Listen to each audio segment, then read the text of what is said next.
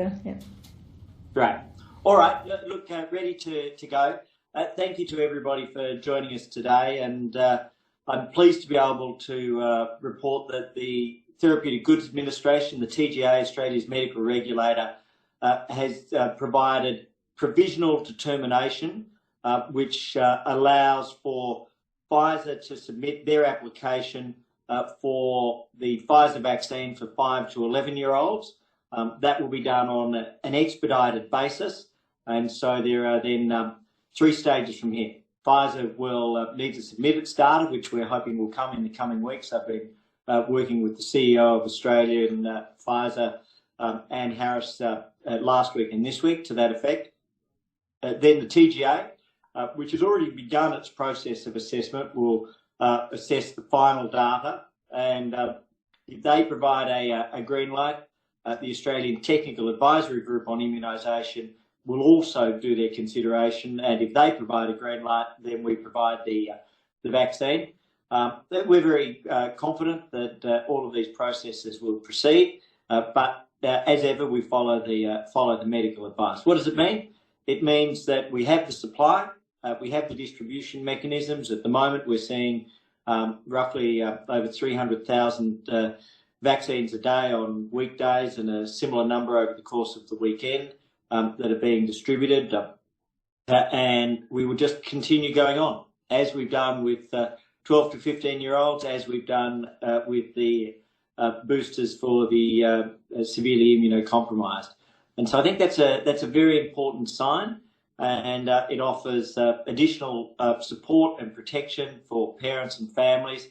It's coming at an earlier time than we had previously expected, so I'm very, very pleased about that. In terms of the rollout, I am pleased to be able to say that we've had over 320,000 doses in the last 24 hours, and that now takes us to 31.679 million, so over 31 2/3 million doses delivered in Australia. In particular, our first doses have now risen to 83.6%, and our second doses are increasing at approximately 1% a day on weekdays of 65.4%. So that protection is really coming in around the country. It's a very important number, and I want to thank Australians who are coming back for their second dose and continue to urge them to do it. For those that haven't had their first dose yet, there is ample access right around the country, and we would urge you to continue to come forward. Those numbers are increasing every day, but we'd urge you to continue to come forward. 2 particular groups that I just want to focus on briefly. Firstly is the 12 to 15-year-olds. I mentioned them before. We've now had 690,000 12 to 15-year-olds come through in less than a month, and that I think is just a great effort. The figure is now 55.5% of 12 to 15-year-olds that have had first doses. But I think very importantly, the second dose program for the 12 to 15-year-olds is already well underway. 190,000 12 to 15-year-olds, or already 15.3% of them have had a second dose. So to the kids and to the parents, thank you for keeping up with your second doses and making sure that's occurring quickly. At the other end of the spectrum, the 70-plussers have now reached 97% first dose coverage. That must be undoubtedly one of the highest rates in the world, and in particular, they've already reached 83.9% second dose. So very important coverage and protection in that age group where people are most vulnerable. I also want to make a brief announcement in terms of medical research, and then I'll ask Sonia Bennett, our Deputy Chief Medical Officer, to deal with both the 5 to 11-year-olds and in particular, though, one of the health data components, which is an area where she's a national expert.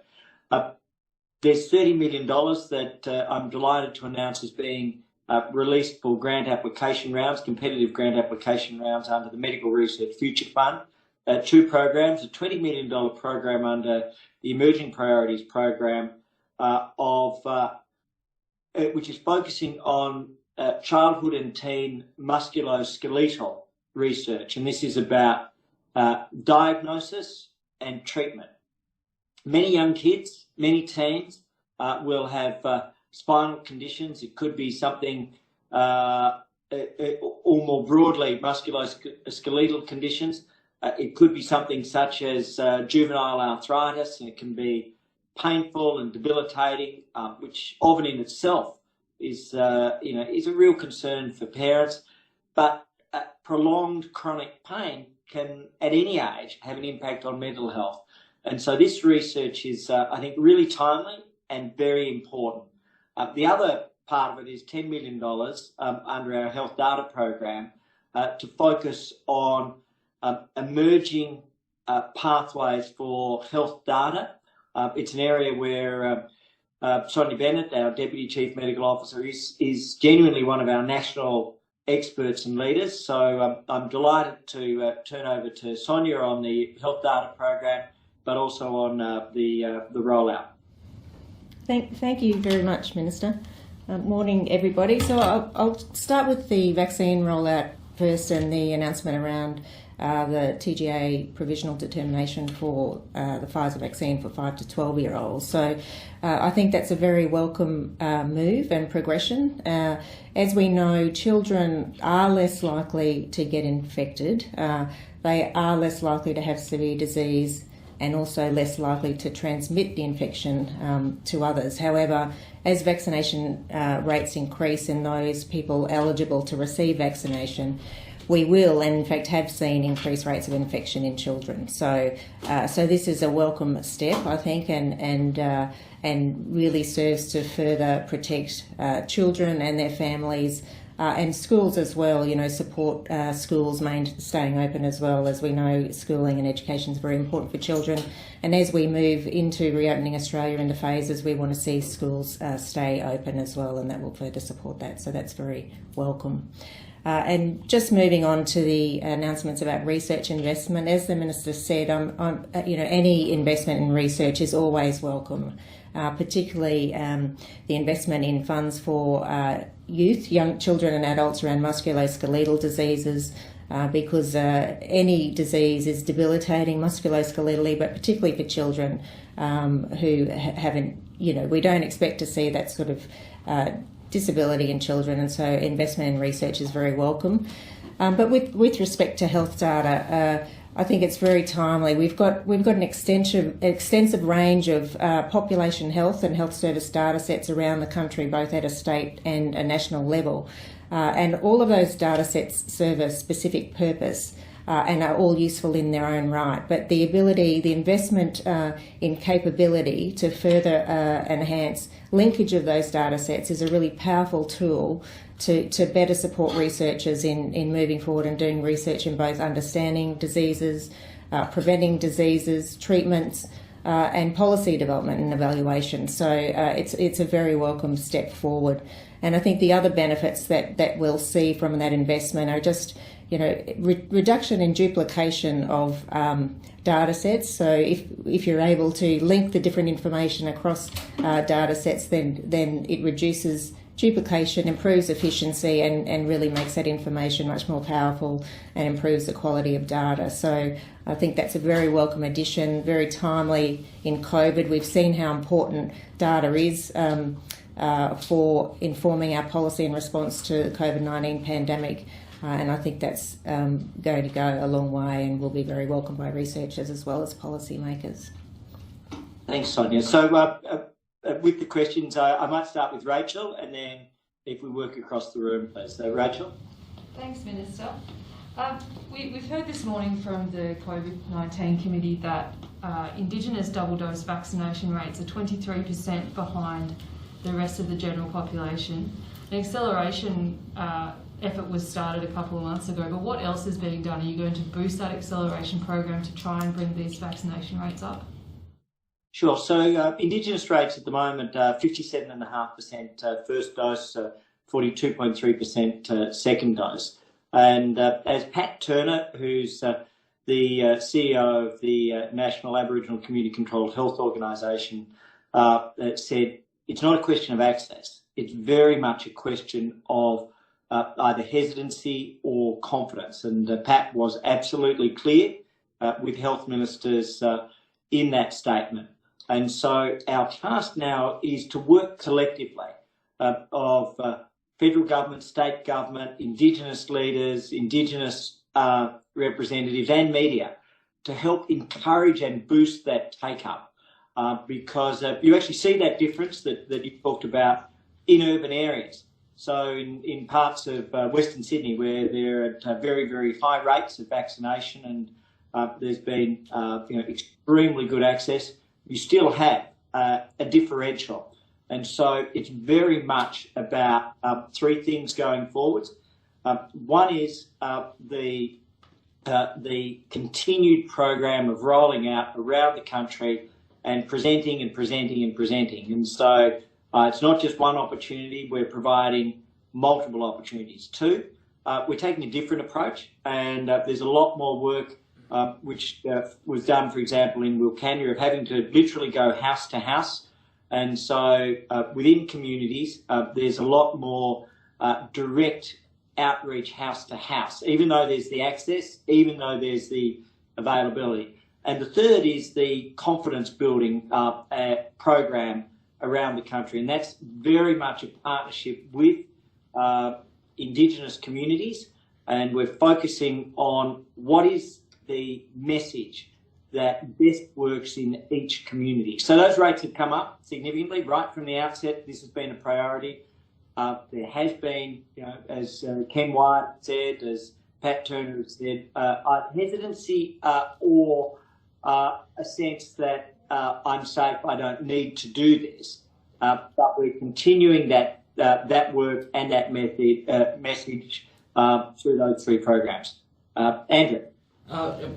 Minister, a couple of questions, and I'm going to sound like a broken record. I'm going to go to the question I asked earlier in the week, and it's about ATAGI and this 5 to 11 cohort, because Alan Cheng, ATAGI co-chair, has said there's no guarantee that even if TGA does give it the okay, that ATAGI will, because he says the risk of our kids getting very sick from COVID is very low, and that's a very different equation, which will frustrate parents who want their kids jabbed. I happen to be one of those parents. So what would you do if you had that case where TGA says it's okay, ATAGI says no? That's where your powers might come into play. And secondly, what are you going to do about AstraZeneca supplies for the region, given that AstraZeneca, also damaged, I'd say, by ATAGI and politicians, reputational damage that is, what are you going to do to ensure that AstraZeneca supplies get to the region, places like PNG where COVID has rampant? Sure. So look, no change in policy or position since the question earlier on in the week, and that is we take a double green light approach. ATAGI is our advisory body on vaccines, and the TGA is our safety regulator, and so we take a double green light approach to that. That's been the situation. They were cautious in assessing the 12 to 15-year-olds. They assessed the data carefully. They made their decision. We're rolling that program out now with 690,000 first doses and 190,000 second doses. And so we'll continue to follow that medical advice. In terms of AstraZeneca, I've spoken with the chair of CSL, Brian McNamee, today, and been engaging with Liz Chatwin, who's the Australian CEO of AstraZeneca. Both have confirmed that CSL and AstraZeneca are on track to complete the full 50 million dose production run in Australia and the 3.8 million supply from overseas, so 53.8 million AstraZeneca doses. So our expectation and our plan is that program will be completed in full, and all of those extra doses are being supplied to the region. So Fiji has very much built its vaccination program with the support of Australian AstraZeneca. It's made a huge difference there. There's a very significant offer. DFAT is coordinating it right across the region. PNG, as you mentioned, our Pacific Forum friends and neighbours, Indonesia, Vietnam, we've been able to support, and others. So all of these items are coming together, and we'll continue to support them both directly with our AstraZeneca, which I'm really pleased to be able to say, the confirmation I've had today, on track, delivery in full, but also through the COVAX facility, which we've supported, and direct support for the region. Now, Fee, I think. Minister, thank you. What do you think is going on in Victoria? Why are they still hitting those record case numbers? And what would you say to people in Victoria who might be nervous about restrictions easing while case numbers are still so high? Sure. Look, I'll address the policy. On the epidemiology, I might ask Sonia to address that, if that's okay. On the policy side, the roadmap is a national roadmap based very much on the strongest science from a Victorian organisation, the Doherty Institute. And so the Doherty Institute has set out a roadmap. It recognises the capacity for localised responses as part of it. And what we're seeing now is that we have high vaccination rates, which are increasing rapidly in Victoria. I think as of yesterday, with today's figures still to be updated, 86.7% first doses and 61.5% second. And my message to Victorians is, if you haven't been vaccinated, please be vaccinated. If you're due for your second dose, please come forward. But also don't forget all of the basics that we learned in February of last year. Washing your hands, keeping your distance, wearing your mask. These things are still the basic protections. As my medical team says to me all the time, the disease travels from human to human. On the epidemiology, Sonia, I might ask if you can give your advice, please. Thank you, Minister. Yes. So, I understand that there was a significant increase in cases that Victoria reported today. It's disappointing but not unexpected. So we have to remember that it is a fine balance, and we've seen high daily case numbers for some time in Victoria. They're not quite at the levels of vaccination coverage for the reopening plan as we progress. And it all hinges around that effective reproductive number. So if every case is transmitting to more than one case, we'll see those numbers continue to rise.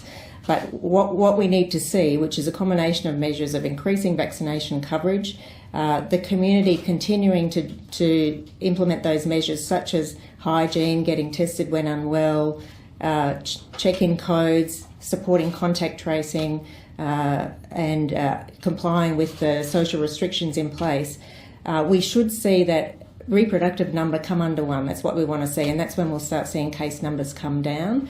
And it's a fine balance at the moment, but we don't expect that case numbers are going to rise exponentially in Victoria, but we'll probably continue to see high case numbers for some time, and then expect to see them come down as vaccination continues to increase daily, which is what we're seeing.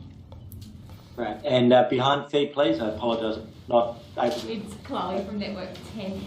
Minister, in a couple of hours we're going to get the latest unemployment figures, which should take into account the lockdowns in New South Wales, Victoria and the ACT. Are you bracing for really high numbers? And either way, does it truly reflect the struggles of Australians and businesses going through these lockdowns?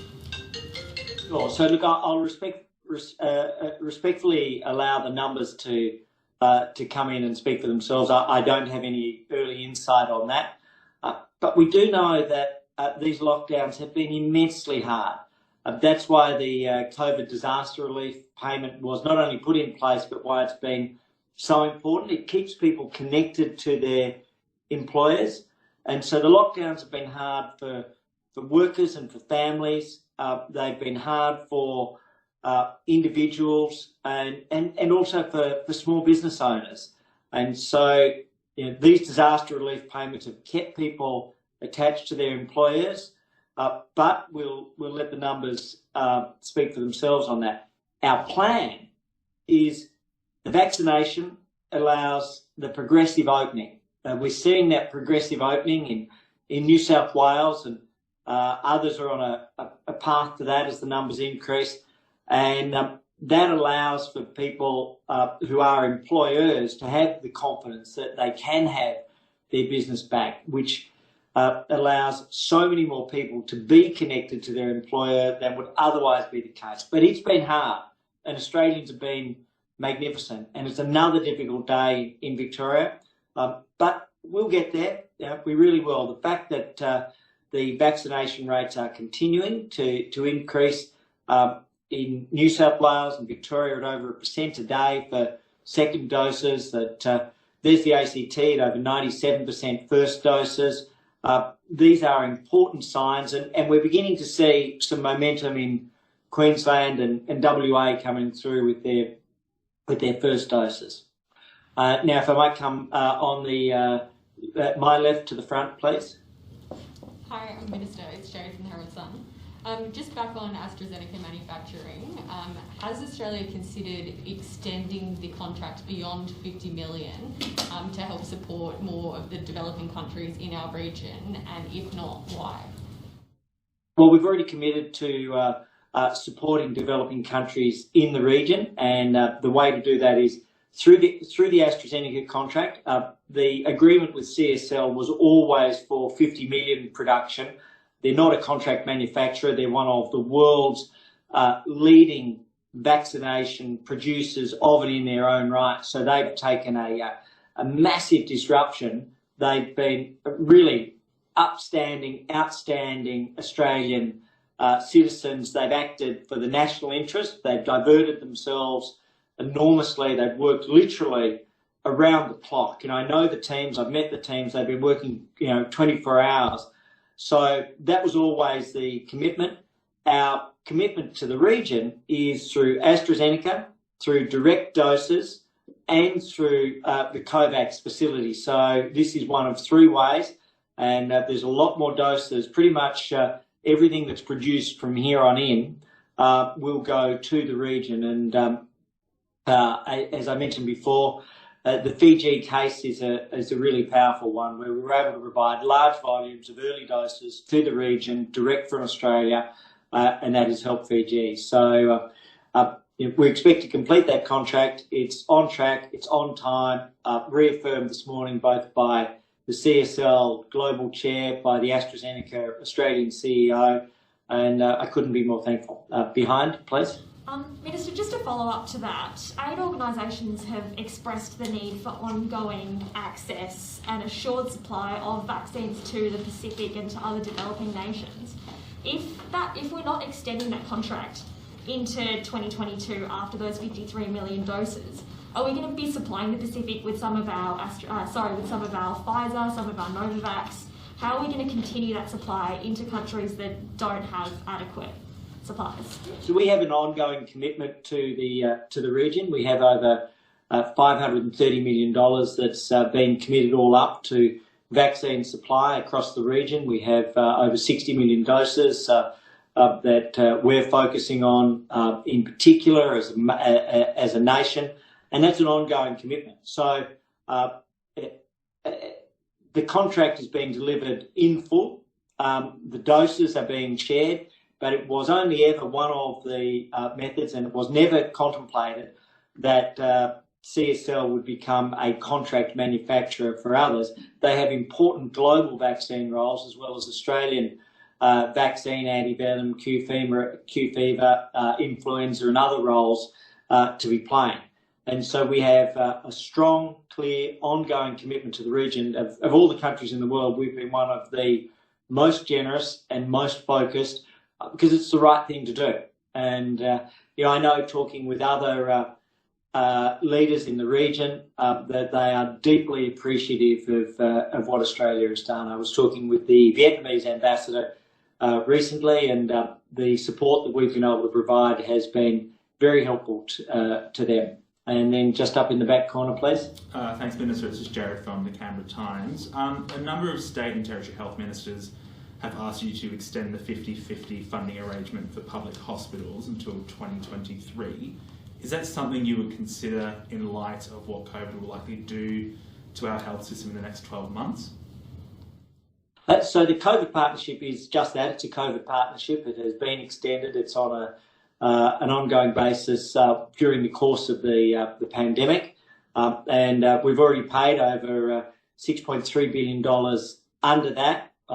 And we're also deeply engaged. We have increased our funding under the National Health Reform Agreement by significantly more than the states and territories, over 70% compared with just over 40% for the states and territories.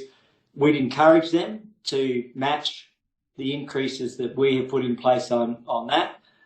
Plus, we have responsibility for 100% of the vaccine costs, and all up our pandemic response on just the health measures is at over $30 billion. So at this stage, we have the hospitals agreement where we've increased our funds by well over 70% since we came into government, and the states by just over 40%. And we have the $6.3 billion for the pandemic agreement, and that's ongoing. I know it was reported last week on one current affairs program that had terminated on the 30th of June. That was incorrect, and so it's ongoing. It's a pandemic measure, and it's making a big difference.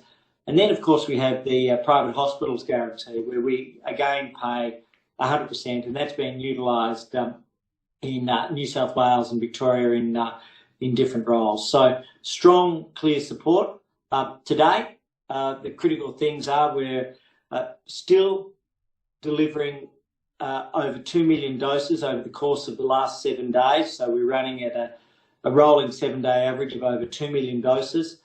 Those protections are coming in, and the news of a provisional determination, so opening the door for a rapid assessment of Pfizer for 5 to 11-year-olds is good news for parents. So the provisional determination of Pfizer for 5 to 11-year-olds, good news for parents. Thanks very much, everybody. Can I ask one more question? Take care. Quick, all the best. Minister?